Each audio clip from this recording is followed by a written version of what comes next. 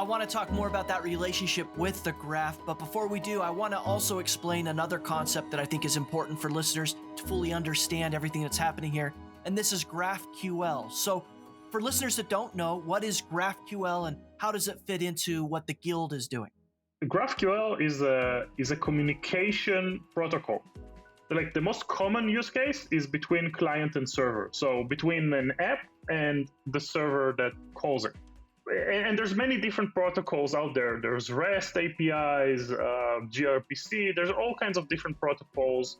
GraphQL was actually created by Facebook and open sourced by Facebook, and now it's under the Linux Foundation, which is it's an open source foundation, so it's a neutral place. And it's a protocol. It means that if we need to communicate between two entities programmatically, or through communication, through programming communication, we basically agree on a certain language.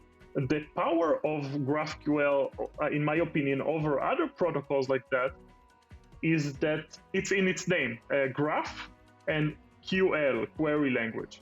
So graph means that when we describe the things that, let's say, any entity in the network can expose or can respond, we describe it in a graph. So it means we can connect many different data points and many different information in a very natural way, like how this connects to that and this connects to that.